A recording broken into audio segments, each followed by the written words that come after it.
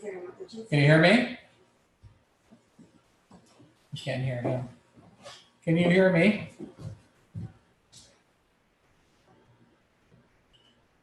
Oh, let me call you right back. The podcast guy's calling me. Let me call you right back. I can't hear him. Tested the audio. Hey, Arthur. Hello? Hello? Hello?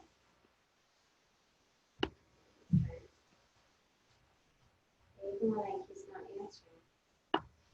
answering. It's working. Okay, can you hear me at all? Yeah, you're not muted. Check over here. We're just trying to, because Dwayne can't hear you. He could see you, but he can't hear you. So hang on. Yeah, it's fine. I know. Yeah, so we can't figure out why there's He's no not sound. muted. It's showing that he's talking. It's seeing that I'm speaking. Hello, hello, hello. Yeah, our mic's working. Can you hear him?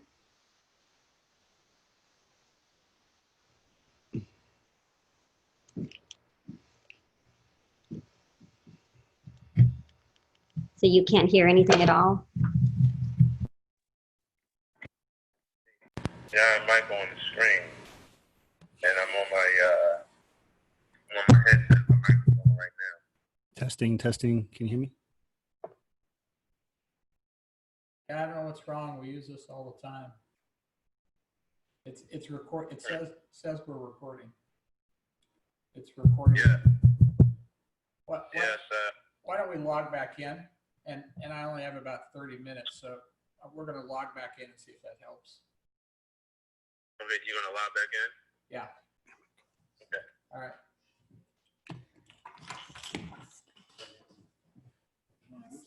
Go ahead and just hit the X to exit out.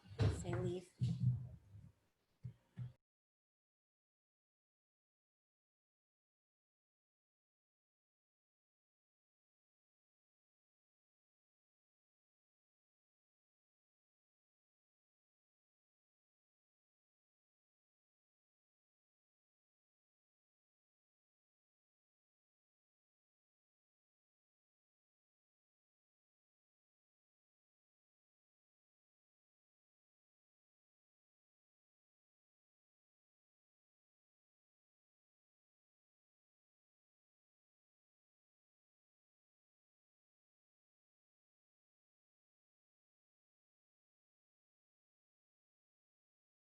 Can you hear me at all? I can hear you. Yeah. Okay. Okay. Thanks, Arthur. Hey, thank you. Okay. Hey, Dwayne, how you doing? I'm doing good. So I'm a little rush for time since we're late. So I got about 35 minutes. Okay. All righty. Well, I appreciate you coming on my program. And I told a great friend of mine about you. His name is Gordon Bazar. Okay. And he resides in the California area. And he's really big in the private equity industry.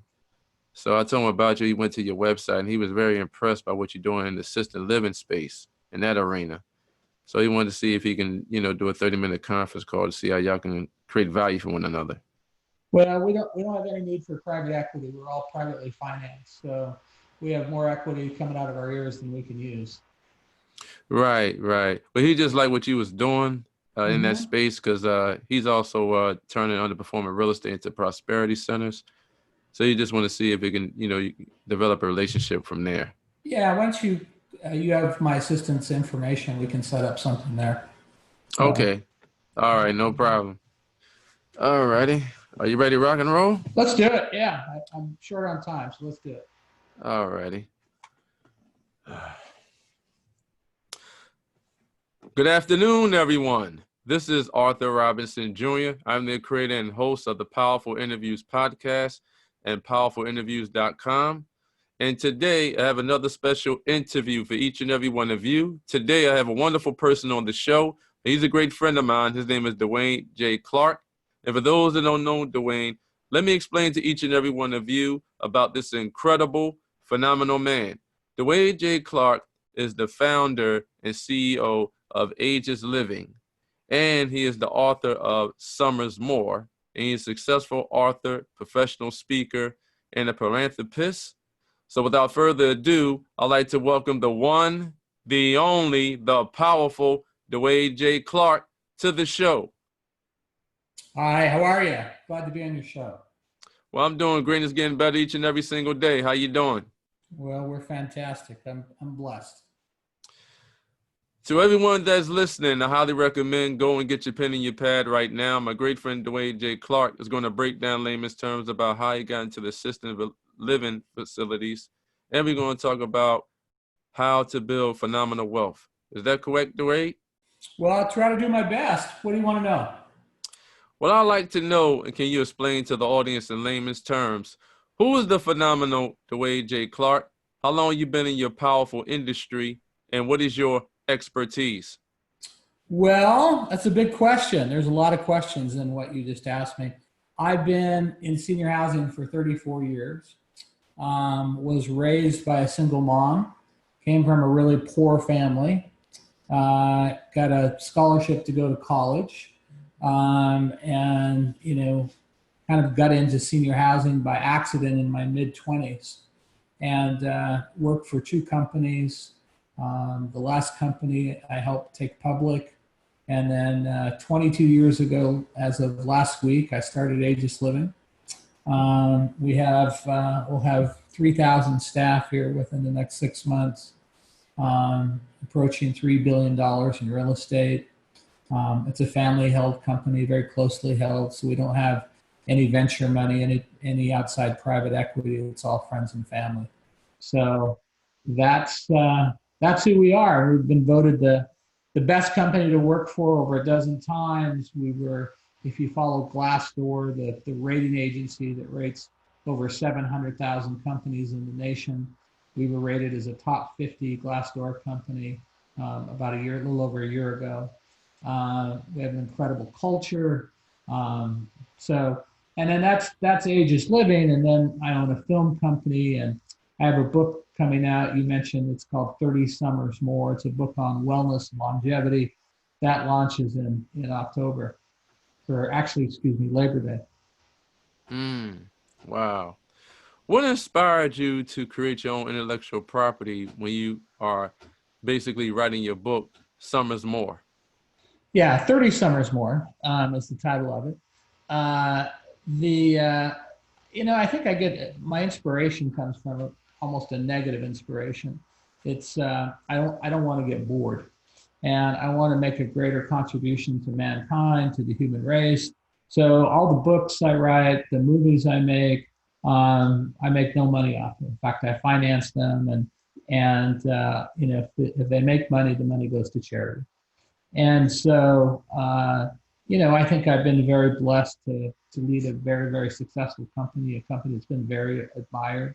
And, my goal is to just keep moving forward and being a good person on this planet. Now, you develop powerful connections over the years. And when you speak, people listen. I've seen you develop relationships with Bill and Hillary Clinton and Sylvester Stallone and Barack Obama. How did you develop those relationships? And would you say that building great relationships is the key to becoming successful? Well, I think when you're successful, success is a magnet for success, right? And so successful people want to be around successful people. That's why you have a podcast, right? That's why you bring all these people on your show, essentially to hear stories that inspire them. And I think when you get successful people in a room, they inspire each other.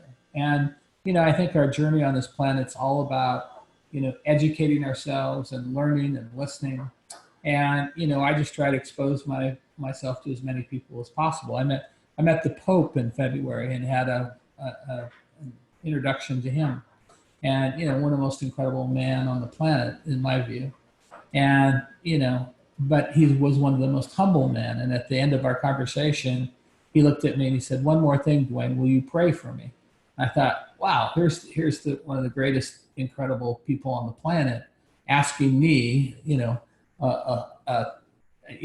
nothing compared to this guy, and he's asking for my help and prayer. So I think you have to stay humble.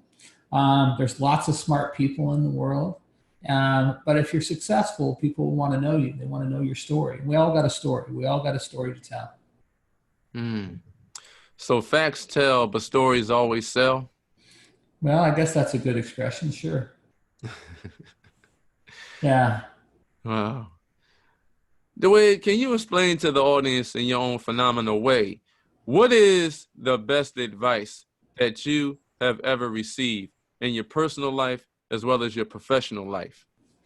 Well, my mom used to have a saying, love all, trust few, always paddle your own canoe. And she used to tell me that from when I was a little boy. And I didn't know what it really meant. I just thought it was some kooky saying that my mom would say. And really what she was saying is, you got to love everybody out there because we're all great human beings. We all essentially want the same thing. We want, our families to be safe, and we want to be successful, and we want to have good health and so on. But, be very careful about who you trust, because not everyone is trustworthy. And at the end of the day, believe in yourself. I mean, that's what paddle your own canoe is about. Believe in yourself. You have to be your own best champion. And when you're your own best champion, you're paddling your own canoe. You're setting your own course. You're charting your own destiny. And those words ring true to me now, and I live by them. Mm-hmm. Wow.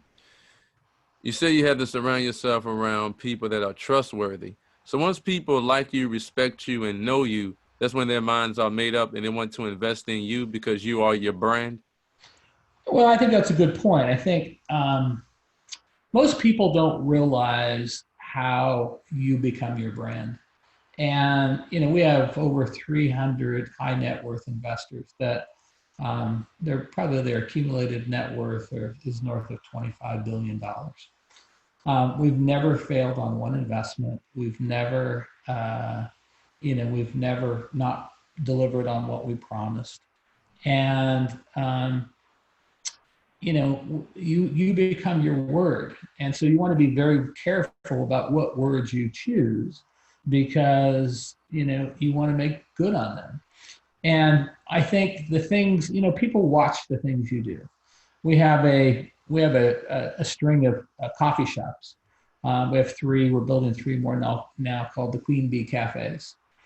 And it was dedicated in my mom's memory because she was British. We used to call her the Queen Bee, and she loved crumpets. So we have our own line of crumpets with the Queen Bee. But we give 100% of the profits away to charity. And, now we could have kept those and made a profit, but, what we wanted to do was inspire the communities in which these little centers were built. And so, that's one of the things you are your brand. And so you got to look and see how you contribute to the community. We have a big homeless problem in Seattle. It's probably one of the worst homeless problems in the United States. And, people are very upset about it because, there's homeless people on the streets. There's a lot of drug interaction, unfortunately. There's needles being left around on the sidewalks. It's very scary. And so people are constantly complaining about it. And so I went with the Union Gospel Mission and I did a ride around because I wanted to understand what was the root of this problem. And, you meet these people and you hear their stories, and, so you could, and at the end of the day, we made $1 million contribution to Plymouth Housing. And, because I was motivated by what I saw. Now I could sit in my living room in my Barca lounger and read the paper and complain about, how the town's going crazy.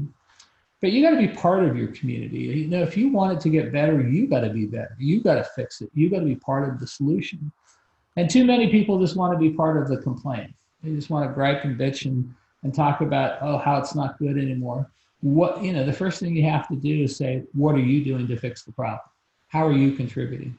And, we look at those issues and say, hey, how can we be part of the solution? And I think that makes you, being a good community citizen is part of being a great business. Mm. Wow. So it's good for entrepreneurs and business owners to become value creators and just focus on their purpose, because without purpose, you have no focus. Well, there's lots of reasons to create purpose. One of the things is, if you're going to create a culture of a company, you have to realize that you have to have some sort sense of family as a company. And one of the greatest problems that we have in the United States of America is unemployment's at an all-time low. And some may say, well, that's not a problem. That's great. It's a problem if you're a company. We're going to hire 1,000 employees here in the next 24 to 36 months. The unemployment's 2.8%. So what can you offer these people beyond the wage? You got to offer them a brand. You got to offer them a lifestyle. You got to offer them a sense of purpose.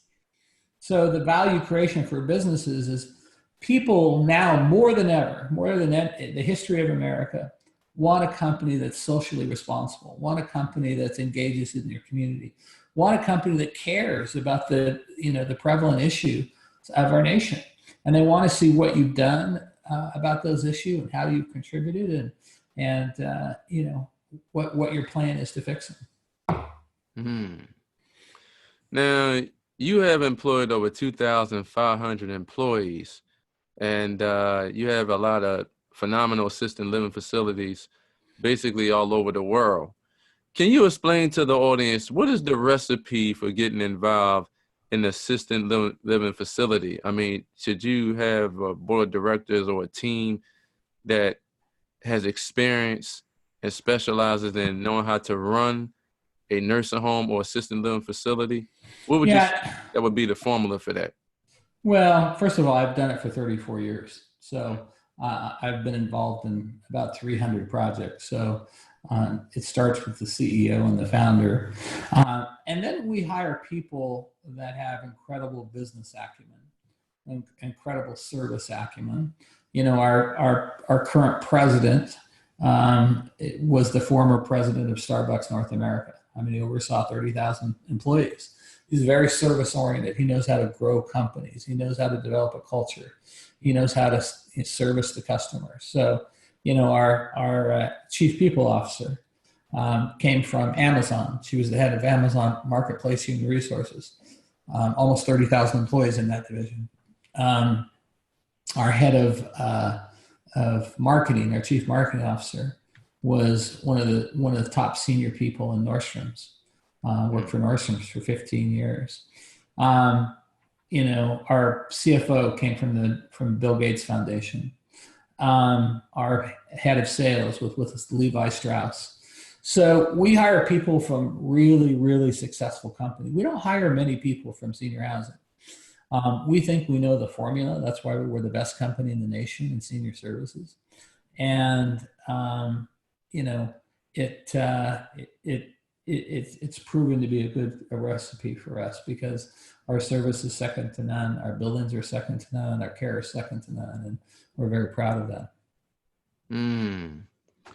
Now, your assisted living facilities is generating over $240 million in revenue. And you still are building phenomenal businesses all over the world. Now, for investors that want to get involved with purchasing an assisted living facility, should they basically purchase living facility for culture and for buying that company's cash flow, or should they just focus on buying that company's book of business and increasing that book of business to the next level? Well, the first thing I tell you is, good luck finding a good company for sale. They just don't exist. If you're a great company, there'll be 50 offers to buy your business. And the reason why is the baby boomers coming through the funnel, and by 2026, which is only 6.5 years from now, the explosion of seniors will be off the charts, and that will last for 20 years. And everybody knows that, and everybody's waiting for that, and that explosion is going to be catastrophic in terms of the amount of care needs. So that's one proof point. Second proof point is Alzheimer's is rising up the chart quickly as being the largest healthcare concern in the nation. There's 6 million people in the United States with dementia or Alzheimer's now. That number could easily grow to 20 million in the next 30 years. So for those two reasons, this business is very, very, very, very much in demand. To answer your question on how to look at it or how to value it, this is a two for business. And what I mean by that is it's a real estate operation and it's a service-oriented company. And because of that, you're going to buy, you essentially have a cap rate on your net income, but the cap rate will be determined by the location of that building, the reputation of the brand, the strength of the management company. It's no different than a hotel company. You're going to pay less cap rate for a Motel 6 than you are at Four Seasons. So the strength and brand of that management company is incredibly imperative to the value of those assets. Now you mentioned about cap rates. So the capitalization rate, that's just a formula for yield and money? Yeah, it's cap rate, or what's the opposite of a cap rate, it's a multiple. So everybody's, every business has a cap rate that's per their industry. In senior housing, it could be 5 to 7% cap rate on your net operating income, and that's what determines value. And again, that cap rate's predicated on where the location of the building, what the operations is like, the brand of the management company. Is it in downtown Beverly Hills or is it in Des Moines, Iowa? Those things will drive the cap rate and drive the value of those buildings, because real estate is a compelling argument for the value.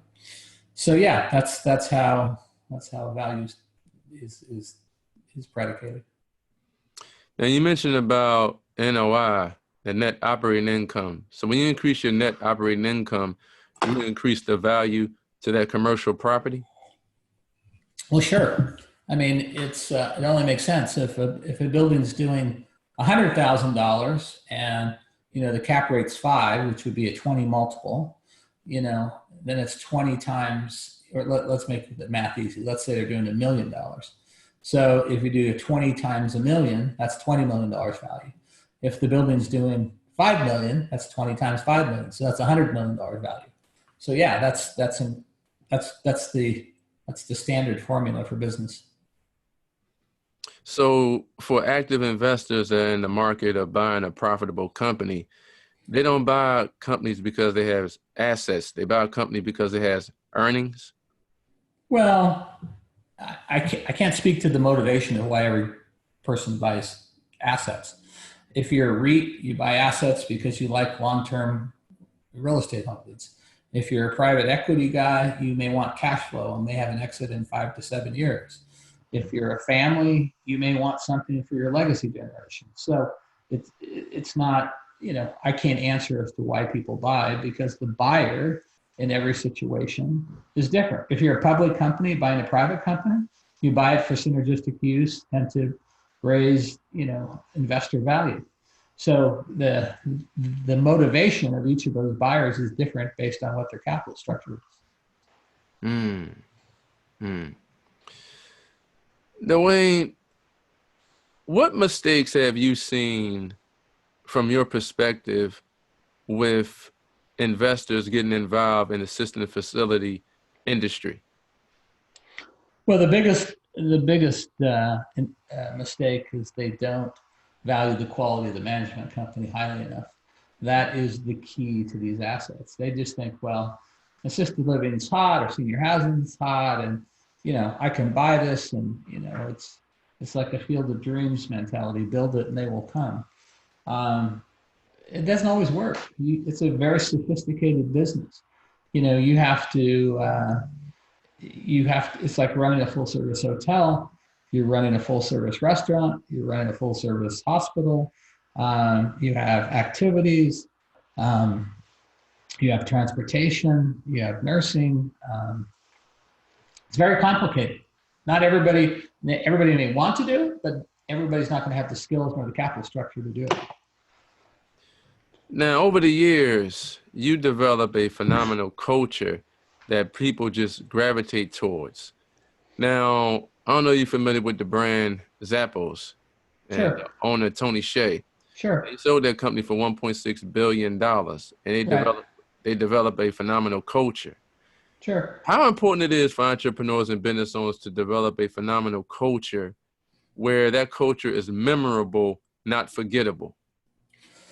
Well, I think it speaks to all the things we've been talking about already. I mean, phenomenal culture is what breeds your brand, is what attracts great employees to you, is what helps with customer service, is what creates value in your business. So, but beyond that, you want to do it because you're spending 8, 10, 12 hours a day at a place that you're at. You know, people want to have fun. I'm reading a book now called The Happiness Advantage. A Harvard graduate, a PhD, a guy named Sean Anker, wrote this great book. And he talks about how happiness, and he has theories about how to inject happiness into a culture, increases your productivity, increases your customer service. And he's got, statistical data on how he's proven this over the years. And so, it's just, it just makes common sense. And as the founder or as a C-suite, staff, you want people to be happy in your culture. You want people to be delighted. You want people to come in, singing a song and dancing in their way in the door. And, we have an obligation as business owners to create that environment. Now, my resources have told me that when you work for the Zappos brand and you don't fit the culture, for that particular employee, if they're trying to basically, tamper the culture or, try to create a toxic culture, they'll pay that employee $2,000 to $3,000 just to leave because that man or woman doesn't fit the culture and they don't want, bad apples in the company. Isn't that something? Yeah, I don't know that I'd pay someone to leave the company. I tell you what happens in a company with a good culture. It's kind of like the old Sesame Street version. When they used to have the 3 items and they say, which of these things is not like the other? And they just show 3 things and 2 of them would be dragons and 1 would be a cow. And the kids would say, oh, it's the cow. He's not like the other. Well, that's kind of what it's like in cultures. When somebody doesn't fit in and they're not like the culture, if the culture is strong, if the brand is strong, the culture will weed the people out. The CEO doesn't have to weed the people out because the people will say, I feel I'm out of place. And so, it's culture becomes like a filter for people to either come or stay. Wow. Now, you hired a lot of employees, and I know you take them through a process in regards to they basically being the right fit for your brand. Let's have a conversation about delegation. Now, I know the minimum wage of a millionaire is around $524 an hour. So I always tell my listeners, what can you delegate for $524 an hour? Or you can go way beyond that. What can you delegate that's within your current budget? How important it is for entrepreneurs and business leaders to delegate tasks out that they're not currently good at so they could just focus on increasing their top line revenues in their businesses. Well, I've never heard that $524 dollars an hour, Arthur. So you got me there. I think I haven't had a raise in my salary since 2007. So for 12 years, my salaries remained the same.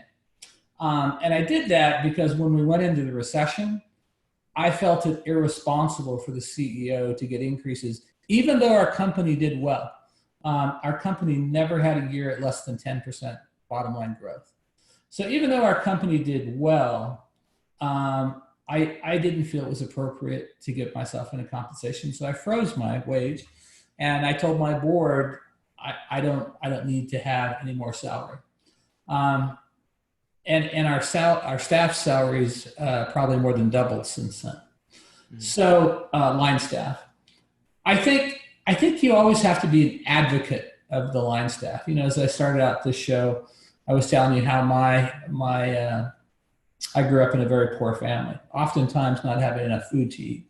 Mm-hmm. You know, we created a foundation called the Potato Soup Foundation because my mom had to steal potatoes for us to eat for about 10, 12 days. And so I have great empathy and great respect and great honor for the people that do the line staff job. We wouldn't be the company we would unless we had great line staff. So I think, you know, one of the reasons that we're a great culture is that we have to constantly be an advocate of our employees. We constantly have to look and say, how do we make their life better?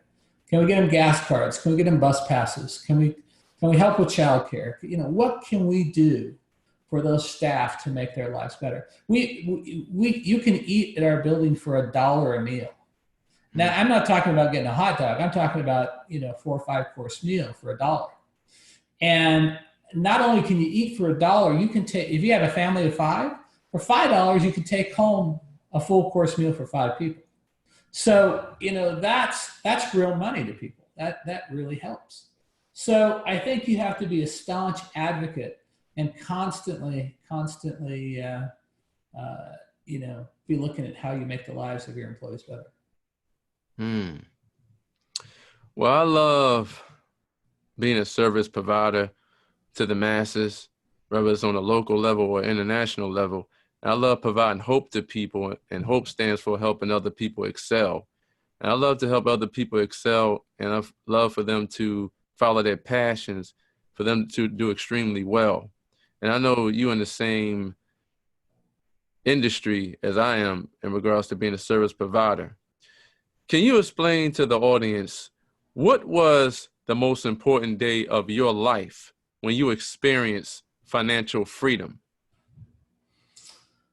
Oh, you know, I don't really think there was a day that I said, oh, hey, here it comes.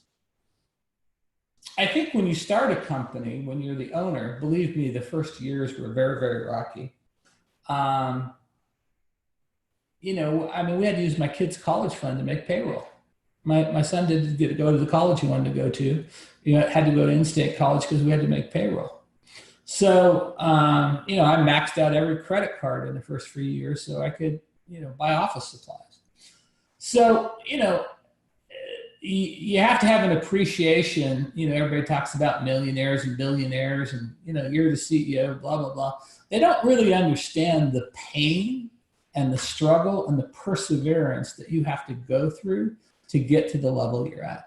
And 99% of the universe is not willing to do that. They're just not willing to, you know, to eat talk ramen for 5 years to, you know, to get to this point. And so, you know, I don't think it comes overnight. Now, you know, if you invent some crazy app or technology or whatever, and, you know, you're 27, then 29, you know, you're a billionaire. I mean, that happens. It happens to half a dozen people. But in 99% of the world, you know, keep in mind, there's only 2,300 billionaires in the entire world, 850 of them here in the United States. You know, so these people go, oh, I'm going to be a billionaire. Okay, well, there's, you know, you're going to be one of, your chances are maybe 1 in 100 million, 200 million, 500 million that's going to happen. You better go play, you know, the lotto. So I think I never looked at it as like I have financial freedom now. I looked at it as like I have a responsibility for the families and the lives of my employees, and I better do a great job. I better make sure that those people are secure. You know, in 22 years, we've never laid one person off. In 22 years, not one person. So, you know, you look at that and, you know, I just take that very seriously. I don't look at it and say, no, you know, I'm financially independent now. I look at it and say, I got to support the lives of 2,500 families. That's a big responsibility. Mm-hmm. Dwayne, before you leave this beautiful planet, what do you want your legacy to be? Well, I have a philosophy of teaching people about what I call living artifacts. And as I said, I have a movie company. I've done 6 documentaries.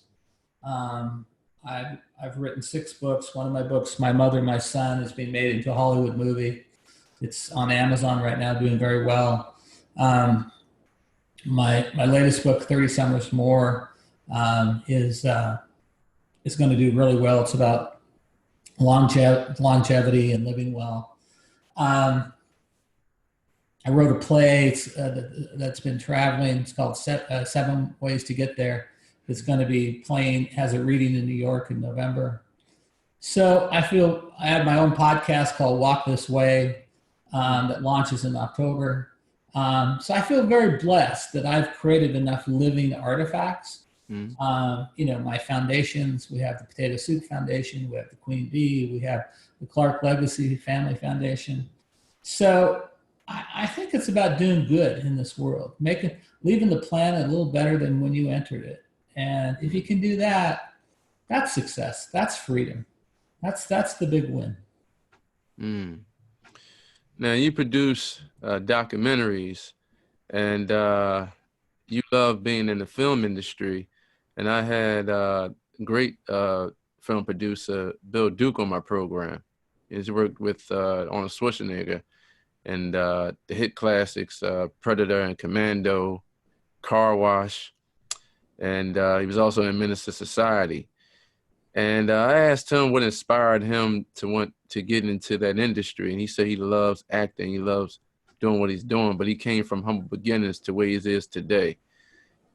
Does that motivate you when you do documentaries? Is you like putting out, great pieces of work and then let your work speak for itself in regards to the audience? My film company is called True Productions, True, True Productions. Mm-hmm. And the reason I called it True is because I like telling true life stories. Mm-hmm. That's what motivates me. Mm-hmm. And I feel like there's so many great stories out there. I did a story on the person that survived Auschwitz and the Holocaust. I did a story about a basketball player, Spencer Haywood, which was the first guy to challenge the NBA to have early entry, so he didn't have to graduate college in the NBA. I did a story on the Afghanistan women's bicycle team that, because they were Muslim, would get tortured and stoned and everything just practicing being on the bicycle team because they didn't want women on bicycles. So, I did a story about senior tennis players in their 80s, 90s, and 100 playing championship tennis. So, called Gold Balls. And so I've done, a variety of documentaries, and I'm just fascinated about, how this inspires and motivates people. And so that's why I do it. I got time for a couple more questions, so fire them at me. All righty. Dwayne, I wrote down some powerful words, 10 being the highest and 1 being the lowest. So you can rate them in your own powerful way. Are you ready? Let's do it. Accountability. It's 10 billion. Perseverance. I'd rank that up there at 10 billion as well. Income producing assets. 1 billion. Value. Well, it depends how you define value, but I believe I'm the creator of my value, so value means nothing to me. It's how I create it. Family. 50 billion. Yeah. Love. Same. That's what it's all about, man. Building great relationships. Yeah, I think that goes in the same box as family and love, but it's up there at the top of the scale. Health. Well, it's, I just turned 60. So I looked at that. And it's one of the reasons I wrote the book 30 Summers More is it's critically important. And, if you want to make a difference in the world, it's got to start with you. You got to take care of yourself. So I'd rank it high. Wealth. I'd rank it low. Yeah. I've been poor longer than I've been wealthy. And the world's not that much different. You may wear different clothes and drive a different car and live in different houses, but the world's not that much different. It's really your relationships that make you wealthy. Success. It's probably overrated. I would rank it low because everybody views it differently. In the world of virtual reality and social media, everybody thinks they're a movie star. Everybody thinks they're famous. Integrity. That's a 10 billion for me. Faith. It's high on my list. You got to, I think believing and having some kind of spiritual belief system is incredibly important. Belief systems. Yeah, I said it's the same. You've got to, whether it's faith or belief systems, you've got to, it's high on the list. EBITDA. Well, it's low. It's low on my list. It's Traveling. I travel a lot. I've been to 82 countries, but it's not, it's not the end all be all. I think it's okay. Culture. Culture is very high on my list because I think it's the thing that make businesses successful and the thing that makes us happy every day. All right, that was good. That was All really right. good.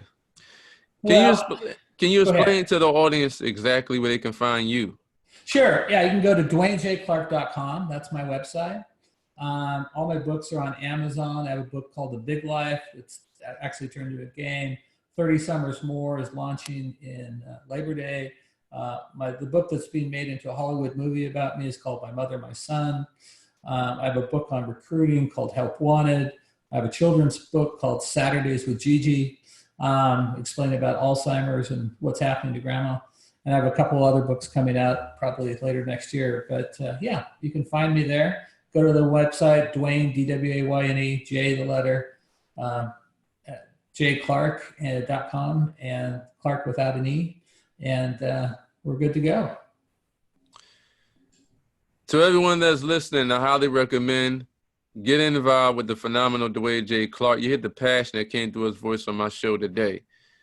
The way we covered a lot of ground here in regards to culture and building wealth.